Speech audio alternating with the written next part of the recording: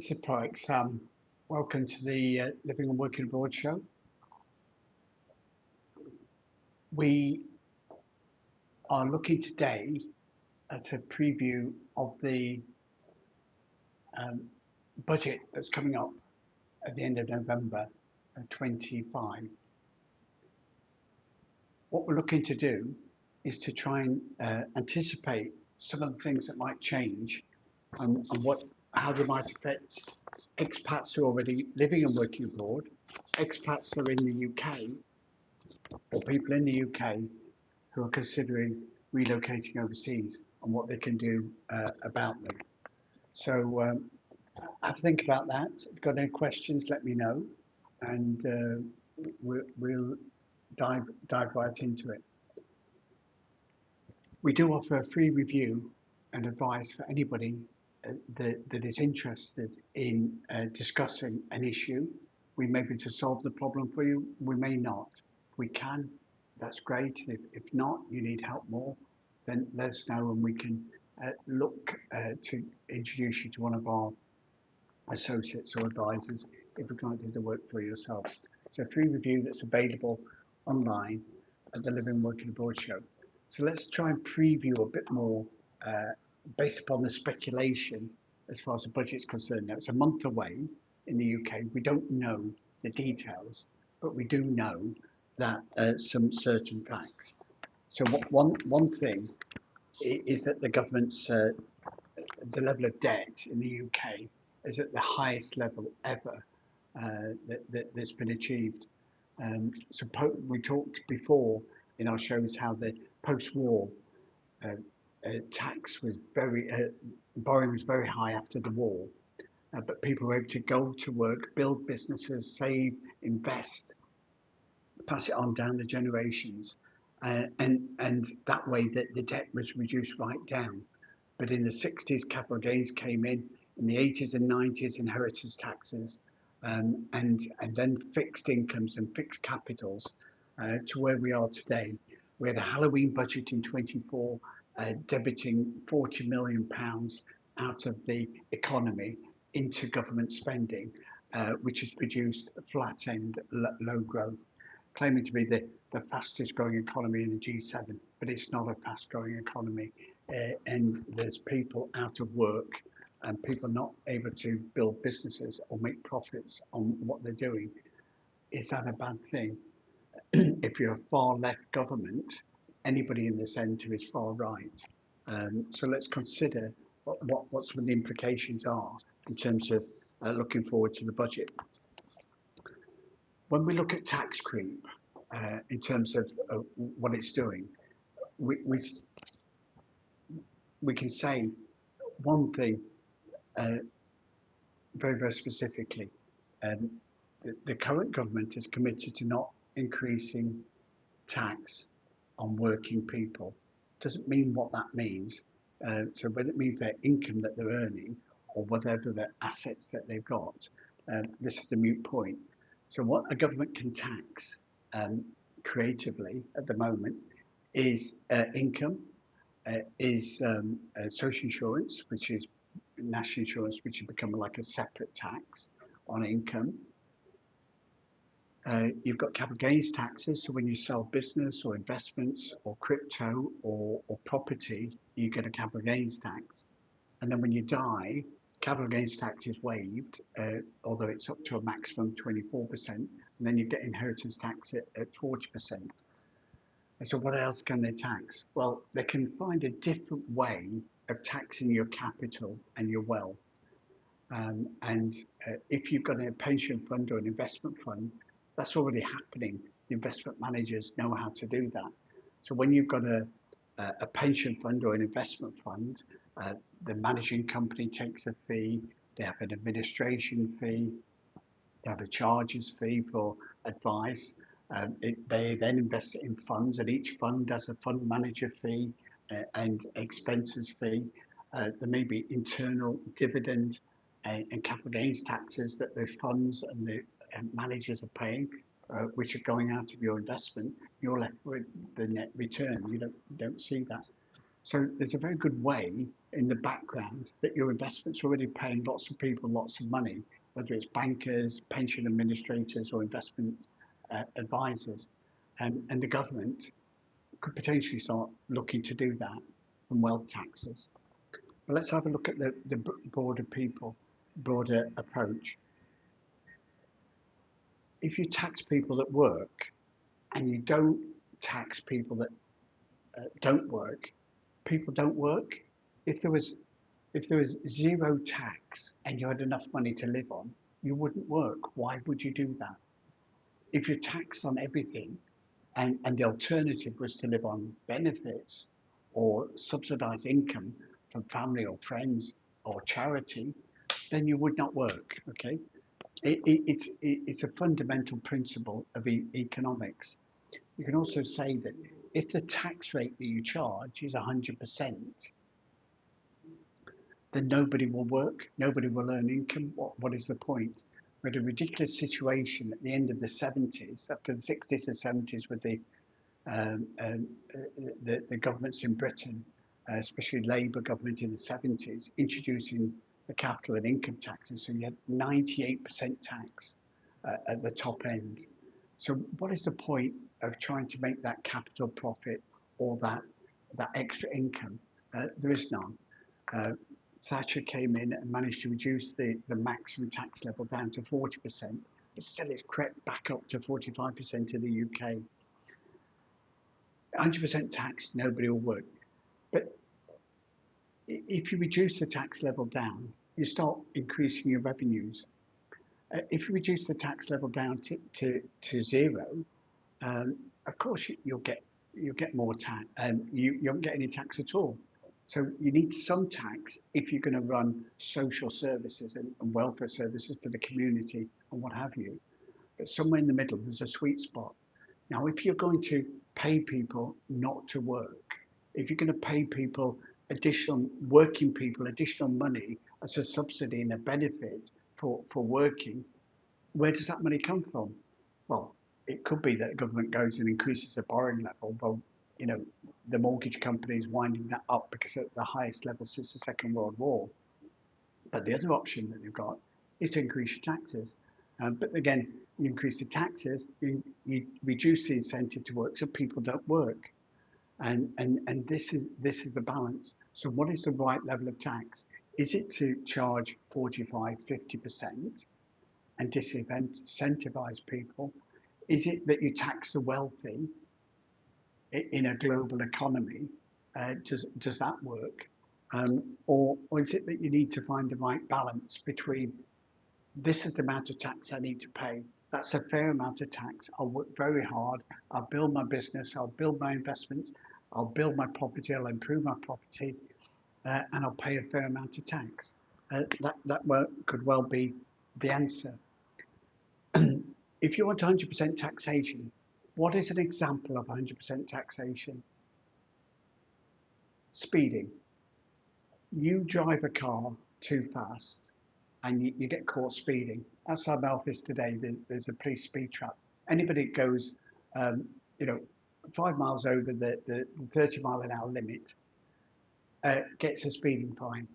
It's a great incentive to stop speeding. It slows traffic down. So that's an example of 100% tax. You go over the limit, you pay the fine. It stops people speeding. But we don't want to stop people working. We don't want to stop people building wealth. And we don't want to stop people employing people and giving people jobs so it can create taxable income. So the more you increase tax, especially if you increase tax on the wealthy, then you get less jobs, you get less investment in jobs, you get less business from jobs, and you get less wealthy people as well. Why should wealthy people pay more tax?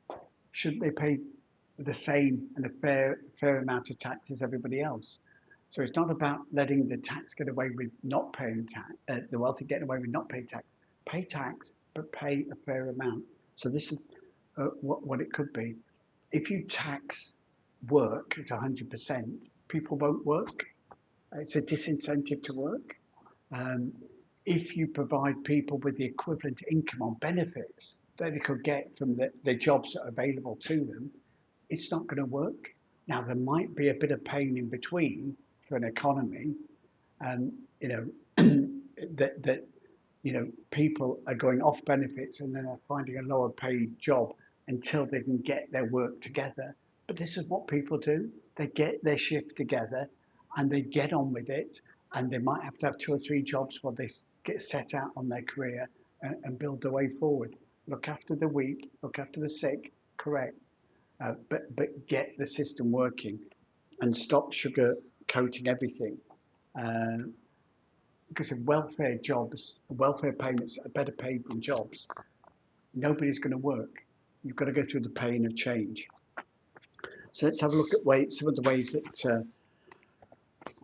that they could start raising taxes on the wealthy. I think that you've got to be very careful, because if they start focusing on the wealthy, as we've already seen, the wealthy are the most mobile and most able to live. We live in an open, free market economy. So yes, you can go to another country and potentially pay a lower rate of tax. So don't force people to make that decision if you want to keep the wealth in your country. So let's consider some of the options with pension pots that they're potentially most under threat at the moment. So when you've got a pension at the moment, if you've got a government service pension, whether it's military, whether it's civil service, um, whatever format, if that pension comes from the civil service, it's very good. It's index linked, la di da da da, all very good, and you earn it in your working career. But when you retire, you cannot transfer that pension abroad as an expat. So under the double taxation treaty between two countries, if you leave the UK to go and live in another country, you can pay tax in that country under the double taxation treaty. Doesn't mean that you pay double the tax. It means you don't pay the tax twice. So uh, if you go to if you go from the UK to the Middle East, and your tax rate in the UK will be 20%, and in the Middle East it will be zero, uh, then and you're a tax in Dubai, then you'll pay 0% tax on that income, as opposed to 20% tax in the UK. If you move to a higher tax country, say Spain, where the tax rate is 24 or 28%, then you pay 20% in the UK and the extra 4 or 8% in Spain. That's how it works. So you don't pay, you pay the highest marginal rate of tax. So if you move to a no tax country or a 5% tax country, as a tax resident, that's the tax you'll pay, unless that capital or that income uh, is deemed fixed in the country of origin.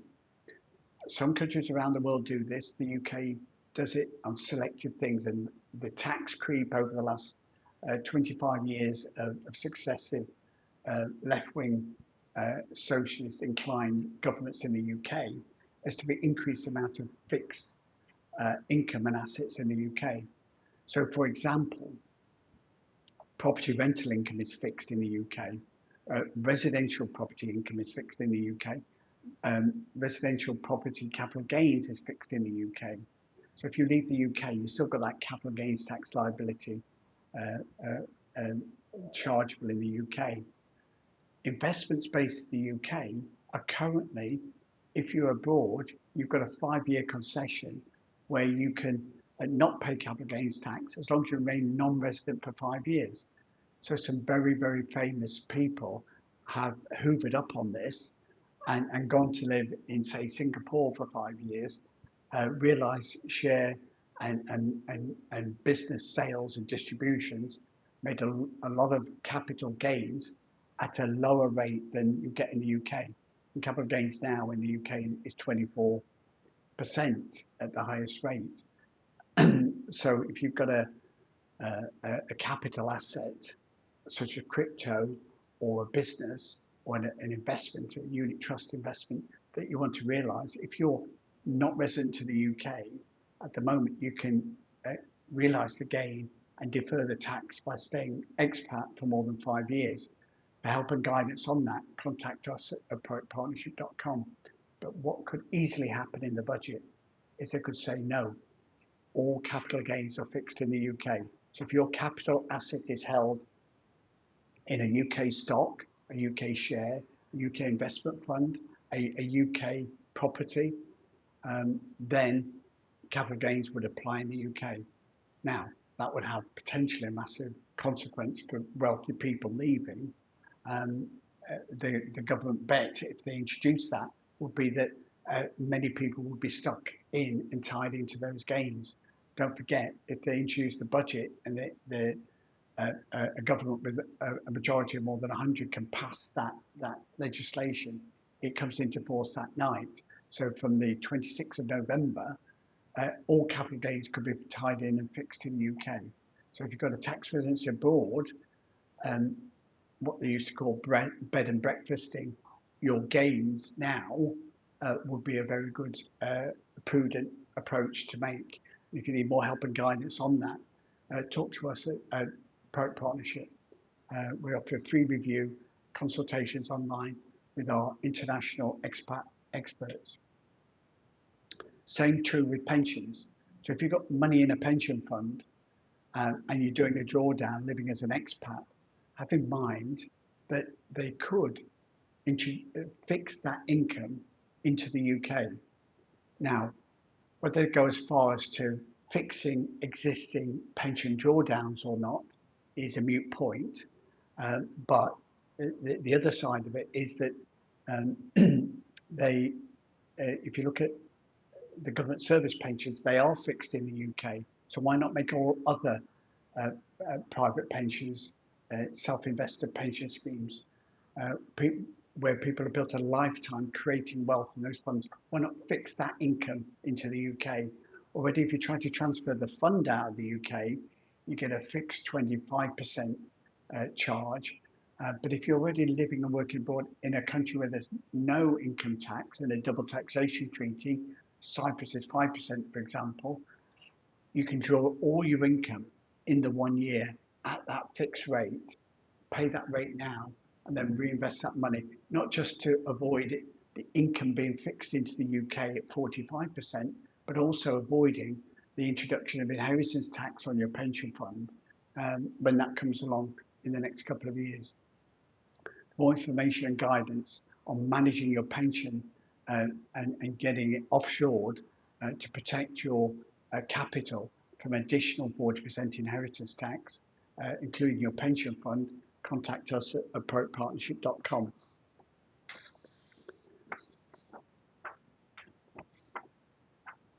Would they attack the tax-free lump sum? Now, at the moment, there is actually a limit to the tax-free lump sum.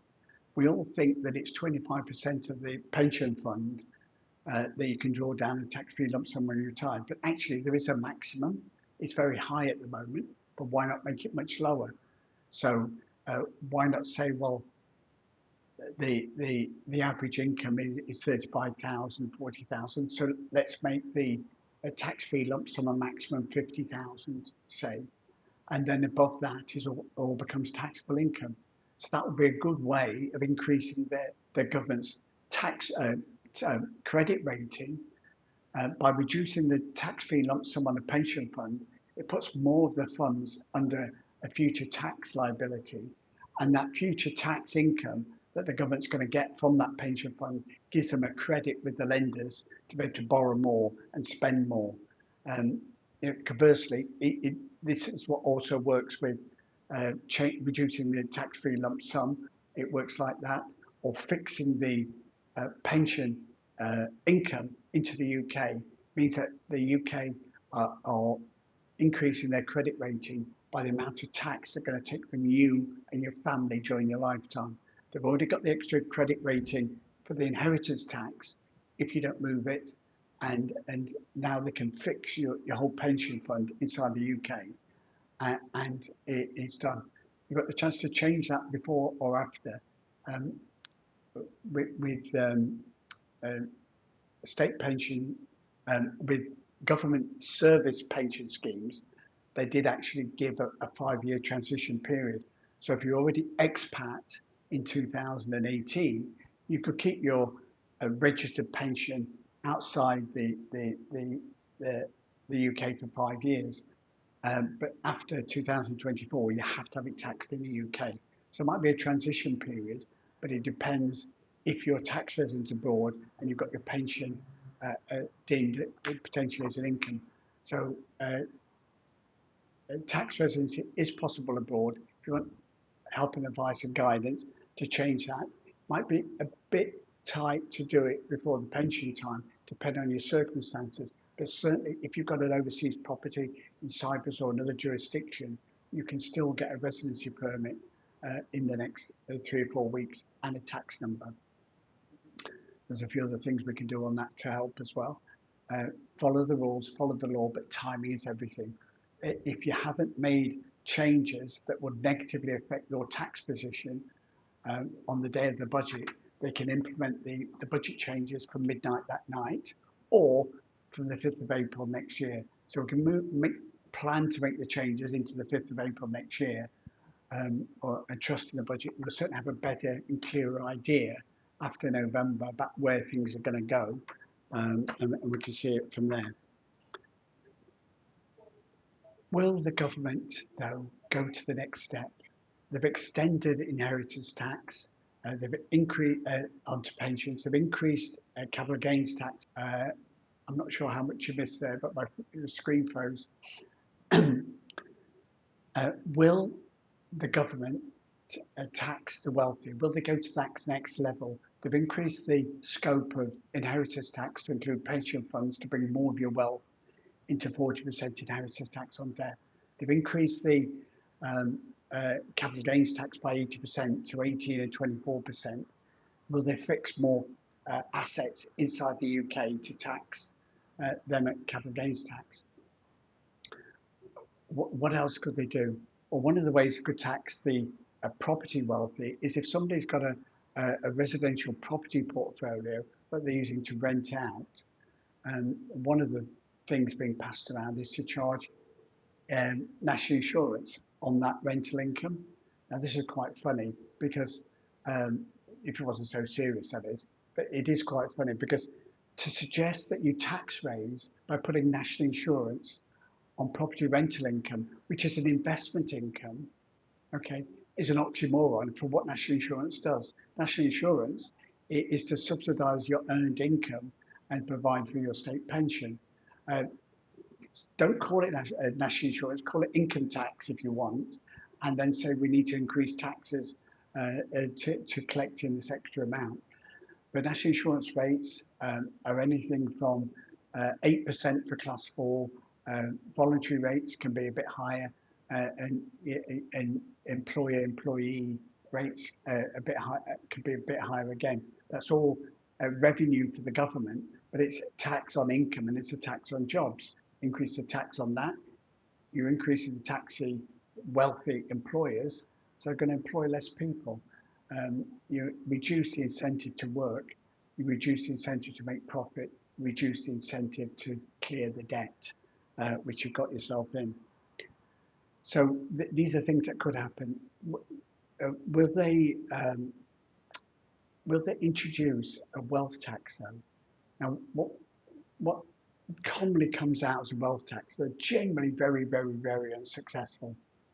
But what you're looking at there is when people have got large capital assets, um, like a palace in the middle of London, um, a park running behind it, um, or a property portfolio of residential or commercial lets, or um, a, a, a business that they built up, or crypto fortune that you've created. If you've got these capital assets, why not introduce a wealth tax? And what you do then is you say, no, we're only taxing the wealthy, and the wealth tax could be 1 or 2%. That would then take everybody in London who's benefited from the property boom prices and has got a 3-bedroom semi-detached property in London worth £1 million, could quickly have to pay 1% tax as wealth tax. 1% of their cash income from a capital asset that they can't sell, so they're going to have to borrow or beg or steal or reduce their income. So the payment's still going to come from income, whichever way you look at it. Okay, so people with um, uh, who've been successful, who've saved for retirement in a pension fund, who've built an investment portfolio in property or shares, portfolios or investments, then to have that wealth taxed during their lifetime as an income, as a wealth tax, because they can't charge it to income. They could possibly charge it to national insurance, um, or they can charge wait to inheritance tax. But if they need revenue now, the wealth tax could be the way to do that. Uh, the sop around it to hide what you're doing, it would be to say, well, we're going to reorganise the council taxes, things like that. So take away local council tax rates and other stamp duty charges, and let's just have a flat rate. If you own a property, you pay 1 or 2% a year, um, uh, depending upon whatever would be the tax exempt threshold. Sometimes they start low and then they raise it up. Sometimes they start high and then they lower it down. We've got tax thresholds frozen at the moment. Um, it's irrelevant whether they change those or not at the moment because they've already said they're frozen to the end of this parliament. So that's a misdirection. But they could introduce a wealth tax with a very high level at the moment, but then that will be eroded over the years. We know it might take 5 or 10 years to affect you, but it will come in eventually. And it's a tax on the wealthy. It's not a tax on the working people. But everybody works. Somebody building up a business, um, uh, you know, is working. Employers employ people, create jobs, create tax, create revenue, take spending in the community. You have to make a profit for everybody to prosper. If nobody works, nobody makes any money. And this is the essence of what we've got to look forward to. Uh, a wealth tax would mean that they're taxing your income, they're taxing the investment savings in property and business, and cash capital investments that you make. They're taxing your pension fund when you die, and all your worldwide assets when you on death. A wealth tax gives them a way to get some extra money today to increase their credit with the lenders so they can borrow more and pay more to people that are not working or to people that are not able to work or to lavish on civil service pensions and benefits uh, in different ways. Waits to be seen. It's an interesting time. The options are narrowing down. uh, they've got a high debt. If they're going to remain fiscally sensible, they have to raise taxes. So it's not a question of not raising taxes. They've either got to cut spending or they've got to cut taxes. But uh, um, if they don't raise, if they don't cut spending, they have to increase taxes. Even if they say they're going to cut spending, they still need to raise taxes. um, with the national debt being as high as it is, you need to raise it by a certain amount to stop it growing because of the interest. So they're going to raise tax a little bit or a lot. If they can't get through any spending cuts because of the dissenters, the far left dissenters within the ruling party, then they have to find another way.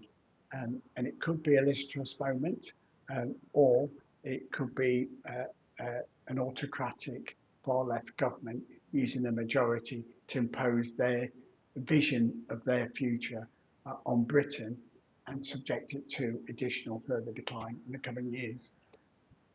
We offer services for people who want to live and work abroad. So if you're in the UK, as an expat or want to consider relocating abroad, you've got overseas property already, and you want to start taking action towards tax residency or offshoring your business to take away some profits and expense from the UK, talk to us and we'll see how we can help you using one of our experts for tax, trusts and wills and estates, uh, property and business, as well as investments and pension funds.